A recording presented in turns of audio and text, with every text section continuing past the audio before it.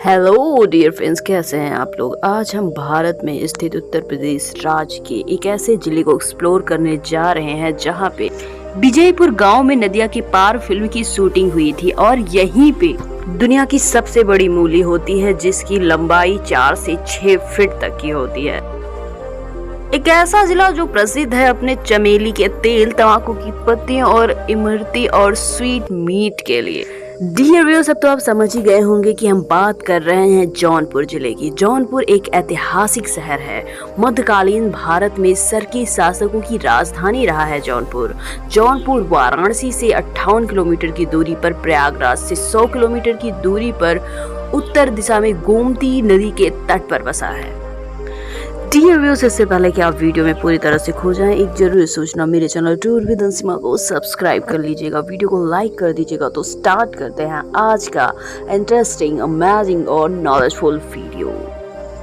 जौनपुर वाराणसी प्रभाग में आता है। इसका मुख्यालय भी जौनपुर है। अगर क्षेत्रफल की बात की जाए तो 2356 किलोमीटर स्क्वायर है, जो कि 910 मील है। जनसंख्या की बात की जाए तो 44,76,072 है, जो कि 2011 के हिसाब से है। वहीं साक्षरता की बात की जाए तो 73.66% है। यहाँ की तहसीलों की बात की जाए तो बदलापुर, शाहगंज, मछली शहर, जौनपुर, मढ़ियाऊ और केराकत है। बात करते हैं इस शहर के इतिहास के बारे में। इस शहर की स्थापना 14वीं शताब्दी में फिरोज शाह तुगलक ने अपने चचेरे भाई मोहम्मद बिन तुगलक की याद में की थी, जिसका वास्तविक नाम जौना खां था। इसी कारण से इस शहर का नाम जौनपुर रखा गया। 1394 के आसपास मलिक सरवर ने जौनपुर को सरकी साम्राज्य के रूप में स्थापित किया। सरकी शासक कला प्रेमी थे। उनके काल में यहाँ अनेक मकबरे, मस्जिद और मदरसों का निर्माण हुआ। ये शहर मुस्लिम संस्कृति और शिक्षा के केंद्र के रूप में जाना जाता है। यहाँ की अनेक खूबसूरत इमारतें अपने अतीत की कहानियां बताती हुई प्रतीत होती हैं। वर्तमान में ये शहर उत्तर प्रदेश का एक उभरता हुआ जिला है। डियर व्यूअर्स, बात करते हैं यहाँ के प्रमुख मंदिर और पर्यटन स्थलों के बारे में। नंबर 1, अटाला मस्जिद। अटाला मस्जिद का निर्माण 1393 ईस्वी में फिरोज शाह तुगलक के समय में शुरू हुआ, जो कि 1408 में जाकर इब्राहिम सरकी के शासन काल में पूरा हुआ।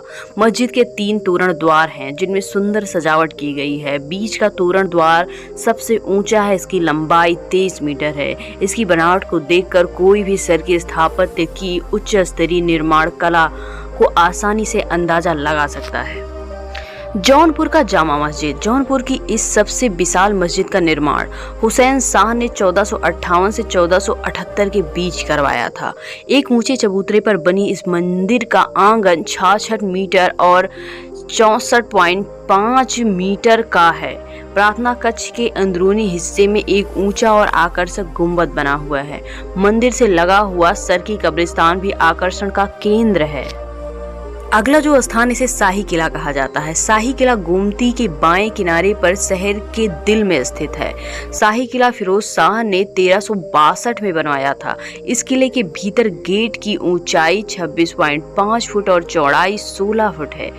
केंद्रीय फाटक 36 फुट ऊंचा है। इसे एक शीर्ष पर वहां एक विशाल गुंबद है। शाही किला में कुछ आदि मेहराब रहते हैं जो प्राचीन वैभव की कहानी को बयां करते हैं। अगला जो स्थान है उसे कहते हैं लाल दरवाजा मस्जिद। इस मस्जिद का निर्माण 1450 के आसपास हुआ। लाल दरवाजा मस्जिद बनाने का श्रेय सुल्तान महमूद शाह की रानी बीबी राजी को जाता है। इस मस्जिद का क्षेत्रफल अटाला मस्जिद से कम है। लाल पत्थर के दरवाजे से बने होने के कारण से लाल दरवाजा मस्जिद कहा जाता है। इस मस्जिद में जौनपुर का सबसे पुराना मदरसा भी है, जिसके बारे में कहा जाता है कि यहाँ सासाराम के शासक शेर शाह सूरी ने शिक्षा ग्रहण की थी। इस मदरसा का नाम जामिया हुसैनिया है, जिसके प्रबंधक मौलाना तौफीक कासमी हैं। अगला जो स्थान, इसे शाही ब्रिज कहते हैं। गोमती नदी पर बने इस खूबसूरत ब्रिज को मुनीम खान ने 1568 में बनवाया था। सरकी काल में जौनपुर में अनेकों भव्य भवनों, मस्जिदों, मकबरों का निर्माण हुआ है। फिरोज शाह ने 1393 में अटाला मस्जिद की नींव डाली थी, लेकिन 1408 में इब्राहिम शाह ने इसे पूरा किया। इब्राहिम शाह ने जामा मस्जिद एवं बड़ी मस्जिद का निर्माण प्रारंभ में कराया। इसे हुसैन शाह ने पूरा किया। शिक्षा, संस्कृति, संगीत, कला और साहित्य के क्षेत्र में महत्वपूर्ण स्थान रखने के बाद जौनपुर जनपद हिंदू मुस्लिम सांप्रदायिक सद्भावना का एक अनूठा स्वरूप सरकी काल से विद्यमान रहा है। उसकी गंध आज भी विद्यमान है। ये मुगल काल का पहला पुल है। अगला जो स्थान, इसे चौकिया धाम या शीतला माता के मंदिर के रूप में प्राचीन काल से जाना जाता है। इसके निर्माण की कोई अवधि का उल्लेख नहीं है। बताया जाता है कि ये मौर्य कालीन प्राचीन मंदिर है जिसका जीर्णोद्धार करके शीतला चौकिया धाम बनाया गया। इस मंदिर के साथ ही एक खूबसूरत तालाब भी है। श्रद्धालु यहाँ पर नियमित आते जाते रहते हैं।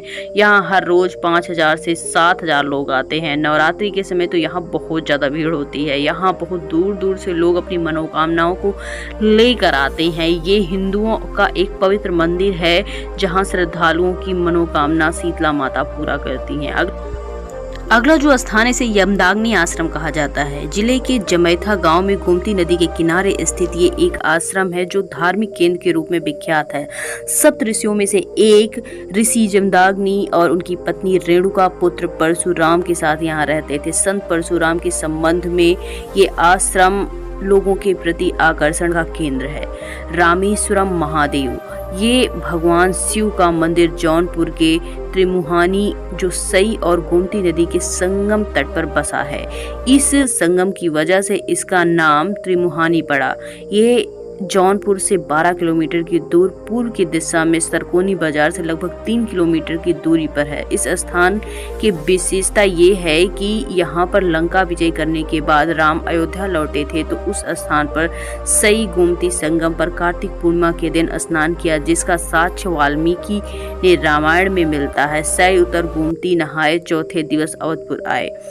तब से कार्तिक पूर्णिमा के दिन प्रत्येक वर्ष मेला लगता है। त्रिमुहानी मेला संगम के तीनों छोर विजयपुर, उदयपुर, राजेपुर पे लगता है और दूर सुदूर से श्रद्धालु यहाँ आकर स्नान ध्यान करते हैं। विजयपुर गांव में अष्टवक्र मुनि की तपोस्थली भी है और इसी विजयपुर गांव में नदिया के पार फिल्म की शूटिंग भी हुई थी।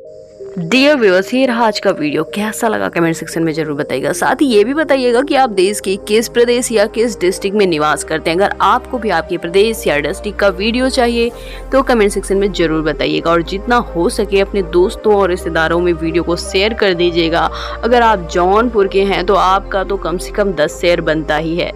और चैनल को अभी तक सब्सक्राइब नहीं किया तो प्लीज कर दीजिए, पैसा थोड़ी ना लगता है और लाइक करके ही जाइएगा। Thanks for watching. फिर मिलेंगे नए एपिसोड में, तब तक के लिए अपना ख्याल रखें, हंसते रहें, मुस्कुराते रहें, खुश रहें। Bye bye, take care.